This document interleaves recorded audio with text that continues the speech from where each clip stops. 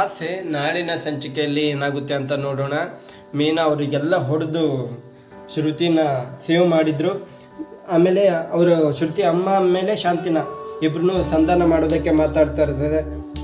ಆದರೆ ರೋಡಲ್ಲಿ ಯಾರು ಹೆತ್ತ ಮಗನೋ ಏನೋ ಬೀದಿಲಿ ನಿಂತ್ಕೊಂಡು ಮೀನಿನ ಬಗ್ಗೆ ಎಲ್ಲರ ಮುಂದೆನೂ ಹೇಳ್ತಾ ಇರ್ತಾರೆ. ಆಗ ಸೂರ್ಯ ಹೇಳ್ತಾರೆ, ಏನು ಯಾರೋ ಮಗನಿಗೆ ಇಷ್ಟೊಂದು ಮರಗ್ತಾ ಇದೆಯಾ?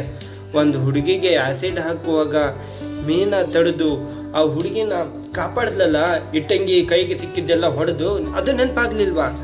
ಇವಳು ಮಾಡಿದ್ದು ಸರಿಯೇ ಇಲ್ಲ ಅಂತ ಹೇಳ್ತಾ ಇದ್ವಾ? ಏನು ಮಾತಾಡ್ತಾ ಇದೆಯಾ ಸಕ್ಕರೆ ನೀನು? ಬೆಲ್ಲ, ಈ ಸಕ್ಕರೆ ಬೆಲ್ಲ ಏನು ಮಾಡ್ತಾ ಇದೆಯಾ ಅಂತ ಸೂರ್ಯ ಅವರು ಕೇಳ್ತಾರೆ. ಇಲ್ಲಿ ಸೂರ್ಯ ಅವರು ಶಾಂತಿಗೆ ಕೇಳ್ತಾರೆ. ಶಾಂತಿ ಅಷ್ಟೊತ್ತಿಗೆ ಸುಮ್ಮನಾಗ್ಬಿಡ್ತಾರೆ. ಯಾವ ಹುಡುಗಿ ಅಂತ ರಂಗನಾಥ್ ಅವರು ಕೇಳ್ತಾರೆ. ಇಲ್ಲ ನೋಡೋಣ. ಆದರೆ ಇವರು ಶ್ರುತಿಯವರು ಅಮ್ಮ ಮತ್ತು ಶಾಂತಿಗೆ ಗೊತ್ತಿಲ್ಲ ಶ್ರುತಿಗೆ ಆ್ಯಸಿಡ್ ಹಾಕ್ತಾ ಇರೋದು. ಶಾಂತಿಯವರು ಕಾಲ್ ಮಾಡ್ತಾರೆ. ಶ್ರುತಿಯವರು ತಾಯಿ ಕಾಲ್ ಮಾಡಿ, ರವಿನ ಮತ್ತು ಶ್ರುತಿನ ಮನೆಗೆ ಕರೆದುಕೊಂಡು ಬರ್ತೀವಿ ಅಂತ ಹೇಳ್ತಾರೆ. ನಾನು ನಿಮ್ಮ ಮನೆಗೆ ಬರ್ತೀವಿ ಅಂತ ಹೇಳ್ತಾರೆ.